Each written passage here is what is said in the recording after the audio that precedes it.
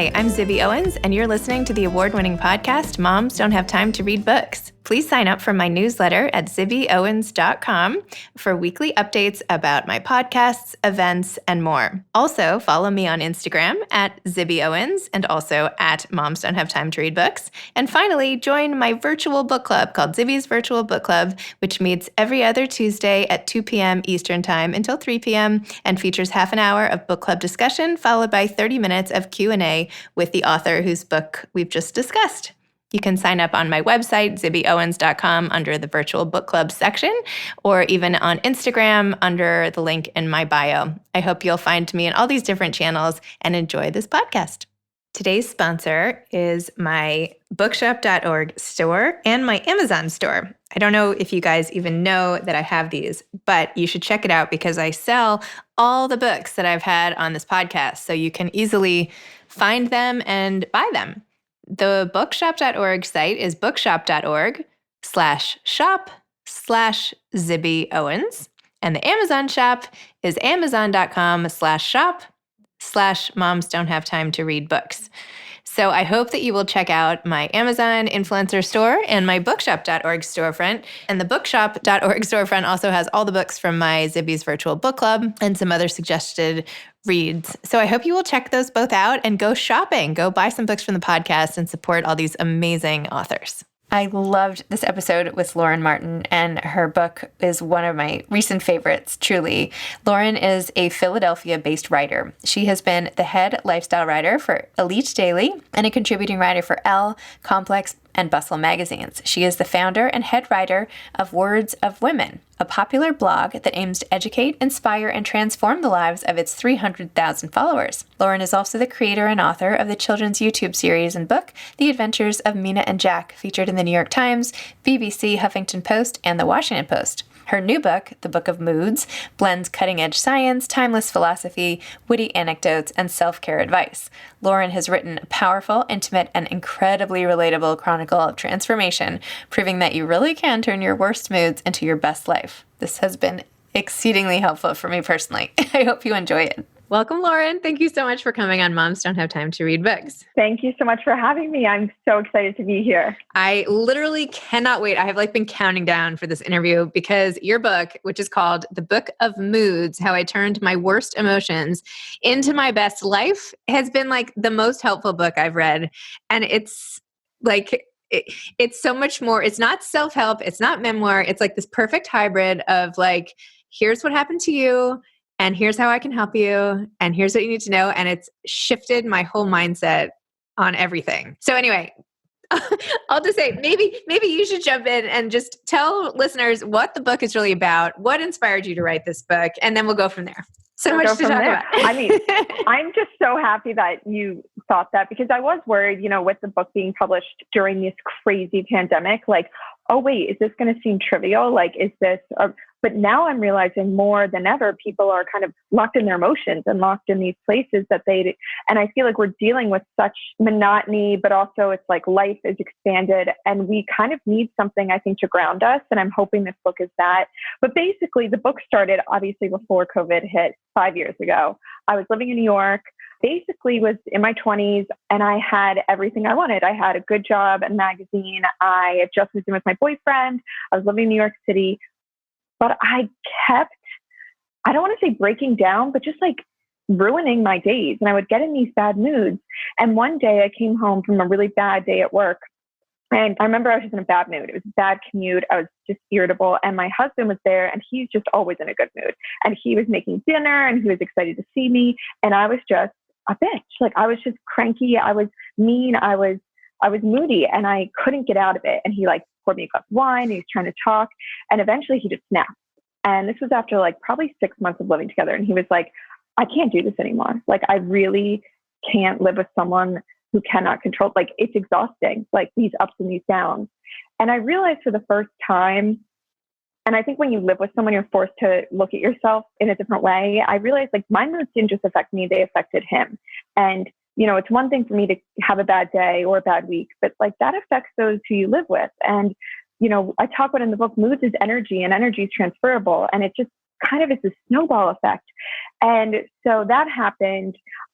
I kind of was like, all right, he's like, we broke up for a little. I also met this amazing girl, which I talk about in the book, in this bar. And she was like, what's wrong? Like, why are you drinking on a Monday night? And said it so simply. She was like, oh, you just have moods. Like, me too. But she was one of those women who just, like, I could tell had a handle on them. And I realized, like, okay, like, maybe this is something for me to figure out for women. Maybe there's so many more women like me who feel this way, who like can't seem to get through a day without obsessing over a remark, or like, looking in the mirror and not liking what they see, and then just not being themselves and feeling bad. And I just was like, you know what? I want to explore this. So I spent 5 years studying all my moods, just like anytime something put me in a bad mood, like a comment from my mom, a subway delay. And I tried to kind of like organize them and evaluate them. And then I started working on things to try and fix them, like things I would read from psychology or spirituality or science. And then the book is kind of a whole, I guess, distillation of the best things I learned and the things that worked for me. Oh my gosh. Well, first of all, I am so with you on having moods. And I wish that when I was your age, I'm in my 40s now, but I wish that back then when I was having so many moods, like I had taken 5 years to sort them all out. Because I mean, I pursued different like tactics for trying to regulate myself, but I think so many people have sort of what you're talking about, which is just like moods that feel like they take over you and they almost feel out of your control, and they can run your life and exactly hurt your relationships, and you always feel bad afterwards, right? Like, I didn't mean to say that. I didn't mean to do that. I didn't feel like myself. And I feel like things like lack of sleep, all these things are like triggering factors, right? Like, and then what do you do? Like, what do you do with this whole composition of characteristics? And your book just like answered the question in a way. Yeah. And it's like, I tried to make it, because moods are very individualistic, and I want people to like, I'm not going to be triggered by the same things that you are. And it's funny when we hear our friends complaining about their bad moods, it seems so trivial, but that's because that's their trigger. And the book is broken up by my triggers, family, friendships, beauty. But at the core of those is the underlying emotion, which is universal. So it's like anxiety, depletion. And so even though you're seeing my triggers and my stories, I think most people will understand that feeling. And what I hope they do is start looking out for their own triggers, which can be kind of fun in a way. And like, kind of like the love language, like find your specific triggers. So true. The chapter that I think stayed with me the most, I shouldn't say I think, one of the most compelling chapters was your chapter on beauty, and like when you got a zit on your face and you didn't want to go to a party. And to be honest, when I read it, I didn't know what you looked like. I didn't even know at first how old you were until you gave it away in the book, essentially how old you were. But so after I read that whole chapter, and basically it was you saying you felt so awful about how you looked and that you've always been comparing yourself to other people, and you have to like come to terms with the fact that like you're not a pretty person, and that's okay. And like everyone feels ugly from time to time and lets it get them down, but it's okay. And you can power through, and you like come to some like state of really like resolution on it, and how to carry those feelings in the world and not let them get you down and whatever. And then not to be like totally superficial. But then I saw your picture and I'm like, oh my gosh, like, what is she talking about? Like, you are so pretty. And then it made my heart hurt for you even more, that like, you're not that it would have been okay for anybody to be beating themselves up over it, but you happen to be very pretty at the same time. And for you to be feeling this ugly, and you even talk about being with somebody else who like made you feel that way, right? Like somebody you idolized, and yeah, like, exactly. I can't believe she felt that way. So it's almost like everyone's feeling that way. So just tell me more about that whole section. Well, first of all, I so appreciate that. And, since the book has come out, I never did Instagram blogs before, because I don't like to look at myself. Like I don't. And I talk about in the book, I don't think women see themselves. I think we just look in the mirror and see this compilation of all the things we think are wrong with us. So I look in the mirror and like, to my husband, it's a totally different, he sees something completely different, because I've grown up being like, oh, well, my cheekbones could be better, my lips could be plumper, my eyebrows could be better. And so I don't see myself. And that mood, it's the second chapter, because it was a big one for me. And like, especially living with a man who he's confident, and, he didn't understand, like I would have a zit and didn't want to go out. And he was like, who cares? And it was the to me, it was like, but my beauty is my worth. And I think it was coming to terms with like, my beauty is not my worth. And also coming to terms with the fact that like, I am beautiful, but in my own way. And I need to start appreciating that way. And there's this mantra that I talk about in the book, and it changed everything for me. And it was the whole, you're not pretty like her, you're pretty like you.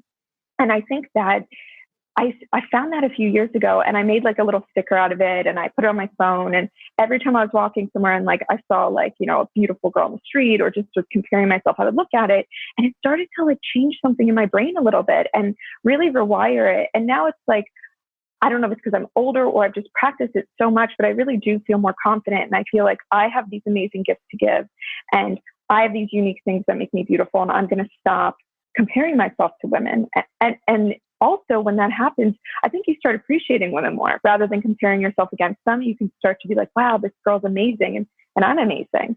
And that was, I swear, this book was like, I was writing through it as I was experiencing it. So like every chapter, my friends, I let a few friends read it. She was like, this is a love letter to yourself. Oh. Like, this is really like beautiful because you can tell you're reckoning with something in each chapter. And I think I really did go through the chapters in real time and kind of have to experience it, which is why I'm glad it resonated with you. Totally. Even when you said like, when you challenge us, like go back and look through photos from like 3 or 4 years ago, and were you really as bad as you thought? Do you know what I mean? Like, and like go lay out. Yeah. And also like being around older people and having them see the beauty in you as the youth itself. And that's something just so intangible that like, until you lose it, you didn't even know you had it. You didn't value it. It had no value to you at the time. It was only once you lost it that it takes on its own value. Exactly. There's this amazing Nora Ephron quote that I put in the book, and it's like, if I could go back, I would put a bikini on until age 35 and never take it off. Like, we just don't appreciate ourselves in the moment. And then I always look back and like, wow, I was so like cute back then. But right now I'm like, why can't we just ever appreciate ourselves? And I think it does. I talk about in this chapter, like kind of a little bit of the spiritual aspect of like, you know, washing dishes while washing dishes. And yes, I loved that. Appreciating the moment. That was I'm glad great. No, that was so great. I'm sorry, I'm cutting you off. I'm like so excited. I'm not even letting you talk. I used that the next day. Well, because last night or the night before last, I had that going on, and there were so many dishes. And even when my husband was cooking, I was like, are you sure you want to make like 8 things and heat up 4 things in other pots? Cause like, that's gonna be a lot of dishes after, you know? And he's like, no, it's great. Everybody's gonna want this. It's gonna go bad if we don't use it. And I'm like, okay, fine.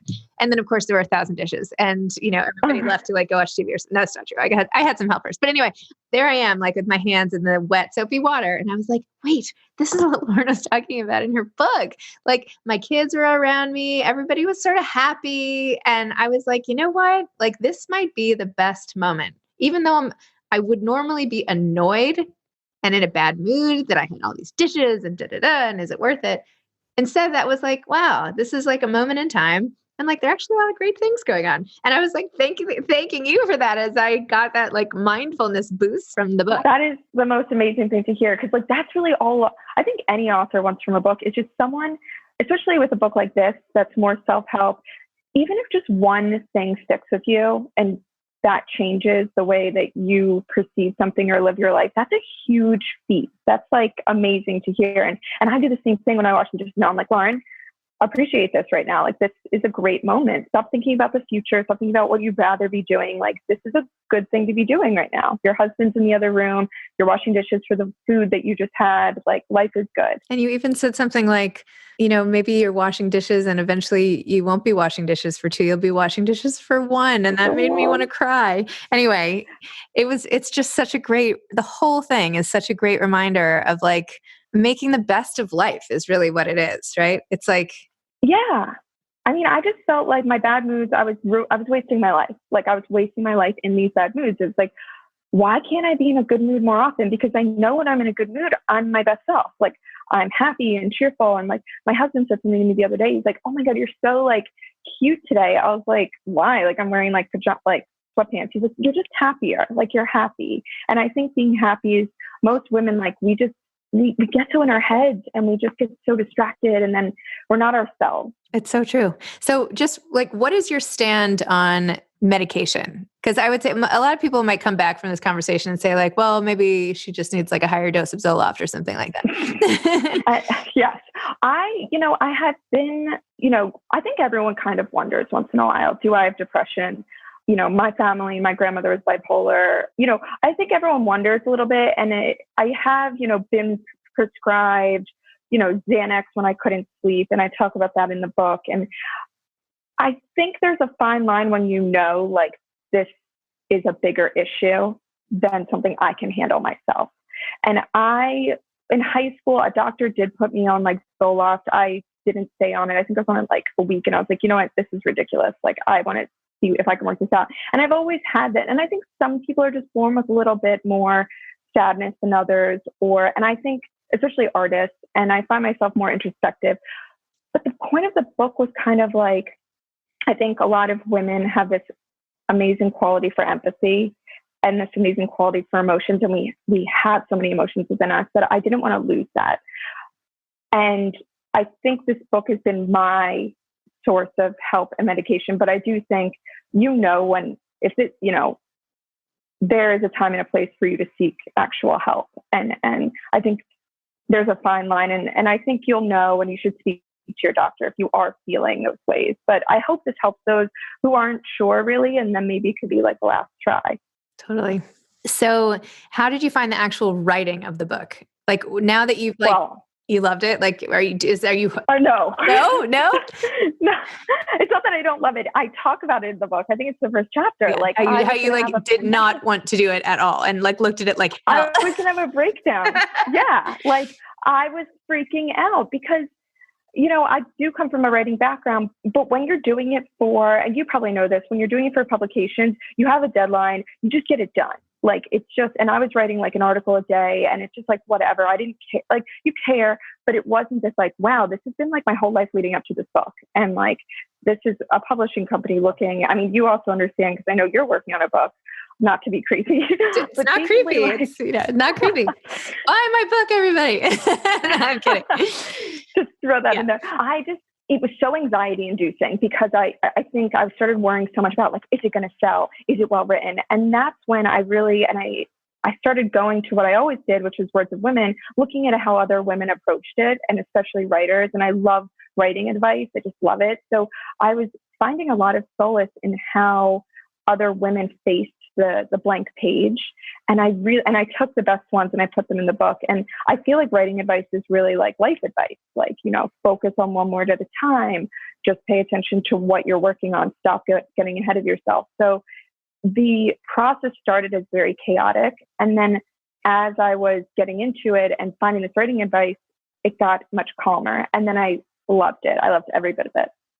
Yeah, people think my podcast is about books, but really it's about life, right? Because that's all writing is. It's all like stories and moments. And that's what a good book is. It's just like a way into somebody else's life and into their heads and into like their advice and all the rest. Yeah. And writers are just kind of like these vessels, and we're just trying to explain our life experience and, the things that we see in life and interpret out of life. So yeah, I feel like the two coincide really well. So tell me more also about Words of Women. So you had all the quotes, like, because that's grown into like this huge thing now. Like, so tell me about that. Yeah, so 5 years ago, I was like, obviously in this dark place. And, my boyfriend and I had kind of broken up. I met this girl. I was really lonely too. And I talk about friendship in the book because I felt like I was in New York, but I didn't have the college friends anymore and the high school friends. And, I had some coworkers, but I felt really lonely. And I was kind of seeking at the time, women with moods and trying to understand it better. And I started finding all these amazing quotes that these women were saying, and they really made me feel better. And I think a lot of pain has to do with the loneliness of pain and how we feel so alienated by it. Like we must be the only ones feeling this way. So when I found these other women saying like, I feel this way, I feel anxious, I feel insecure, and it would be like Isabella Rossellini, I was like, oh my God, like these amazing, successful, powerful women feel the same way I do. And I feel not only less alone, I feel really empowered by this.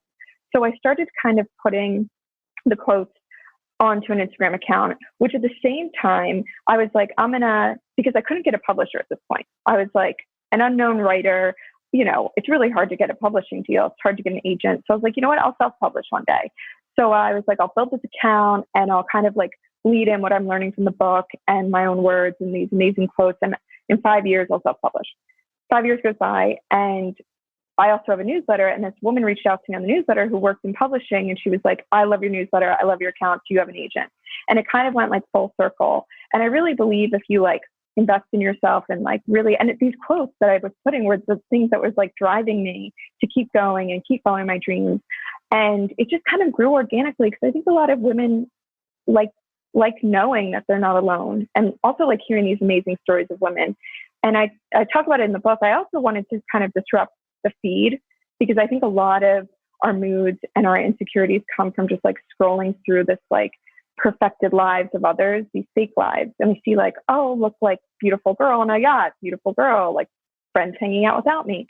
And in between that, I really wanted there to be just like an amazing quote that wasn't like cheesy or like inspirational, but like a really profound quote about life or friendship or just like the female condition that made you really kind of stop and forget about the rest and kind of think about something different. Would you do, or maybe you already have this in the works or something, like just a quote book, like a beautiful coffee table book with all your quotes? I would love to do that. I had one publisher, I think my agent reached out to me about doing it but like I didn't like, I'm so particular because I've been doing it for 5 years. I basically did like a pitch to her with like all these quotes I would use and this idea. And she was like, no, like I just would rather have it be like, she wanted like a Beyonce lyric for the name of it. And I was just like, that's not like the vibe of Words of Women. Like if I'm going to do it, I want it to be done right. So I kind of passed on it. So I'm kind of waiting for the right opportunity to really do it and do it right. But I would love to do that. Well, don't wait. Like you just send it out now. Like you have to. Yeah. Yeah, I know. Like, now it's like, stop waiting. Now it's a really good time. Yeah, you're right. Okay, I'm gonna. If you just like maybe get your agent on that this afternoon, I bet you could. Call me in 2 weeks. Let me know if you haven't sold it. Yes, but I love that idea. Definitely is on my radar. I was just saying on another podcast, I have this like secret. Maybe I should have a publishing house myself or something like that, because like every time I talk, not every time, but a lot of times I talk to authors like you, I'm like, oh, I want Lauren Martin's coffee table book like on my coffee table. Now, like who's going to do it?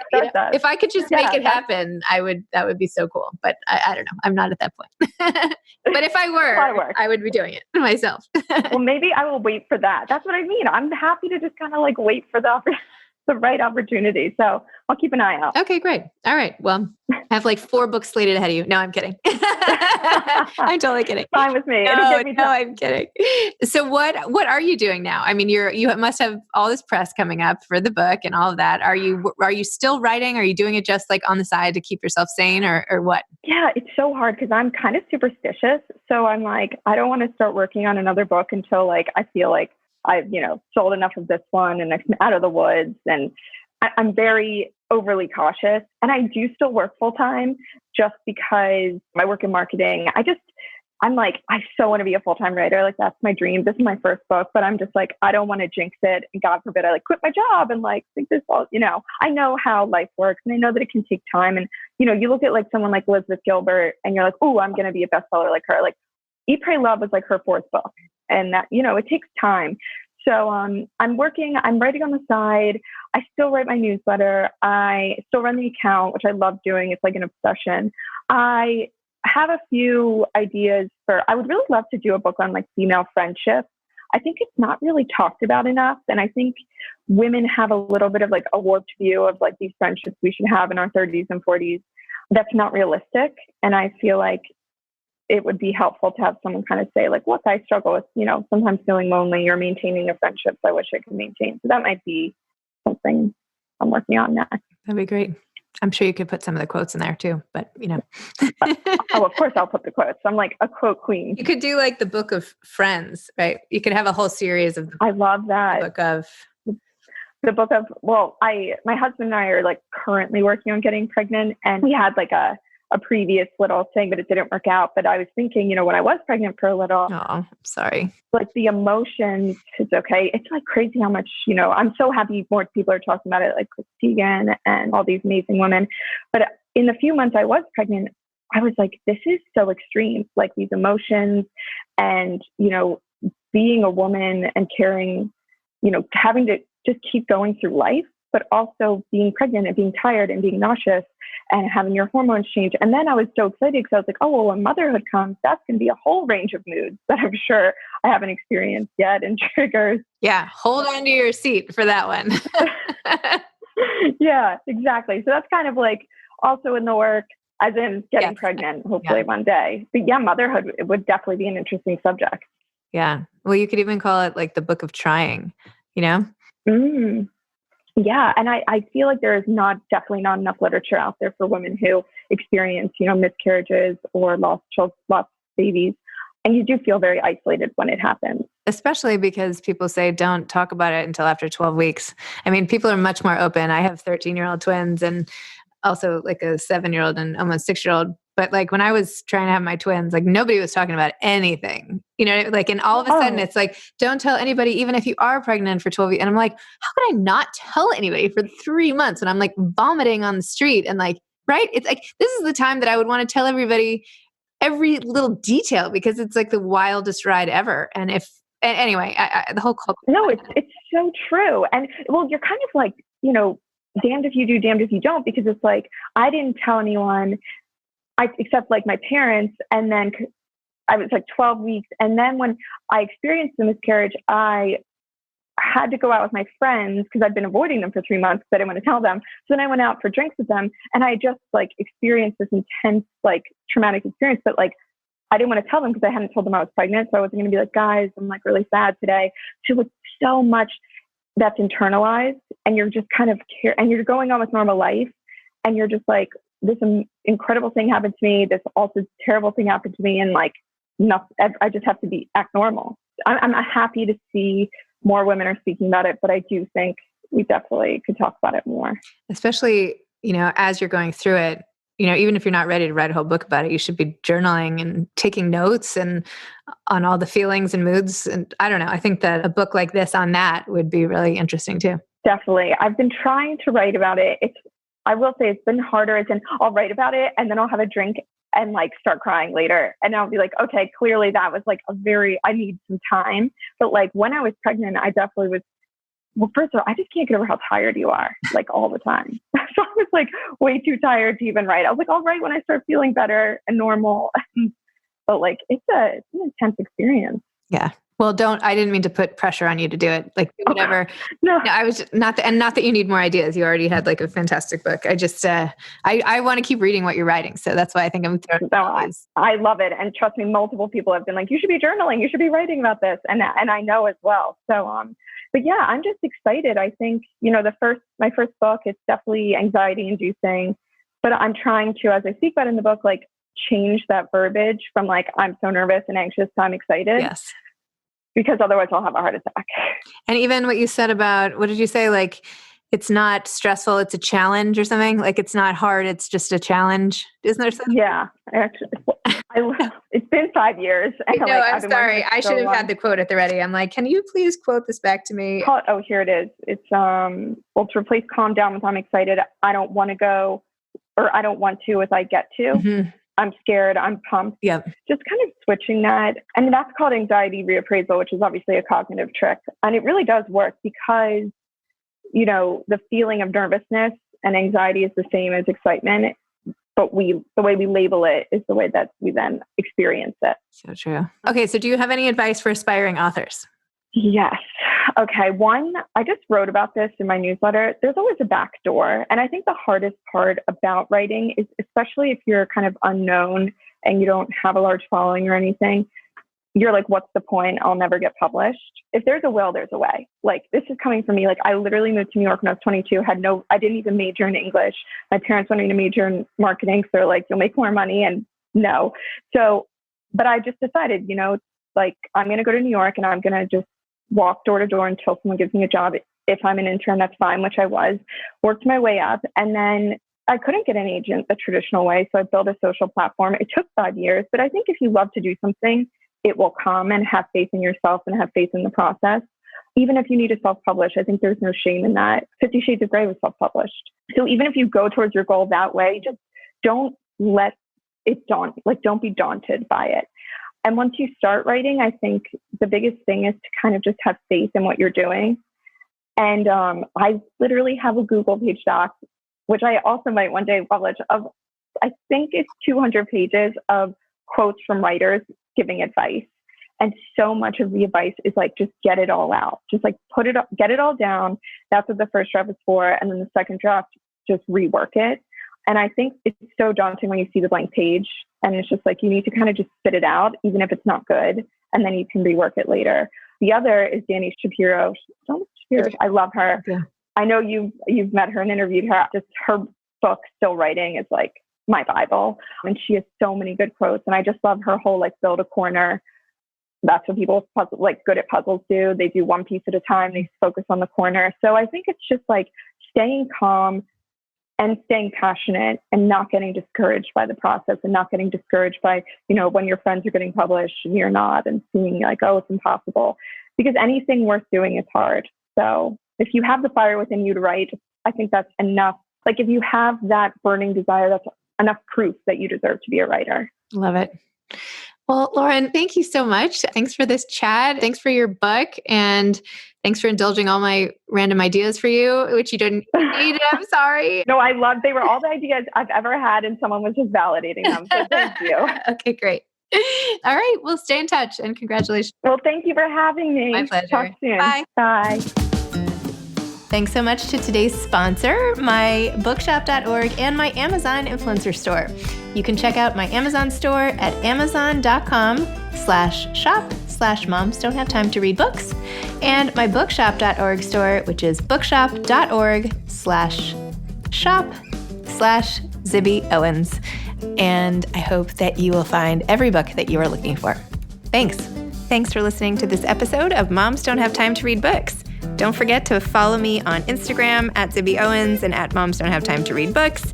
Also sign up for my newsletter at zibbyowens.com, and sign up for my virtual book club and meet lots of authors on Zoom every other week. Thanks so much to Steve and Ryan at Texture Sound for the sound editing. And thank you to Morning Moon Productions for providing this fantastic intro and outro music.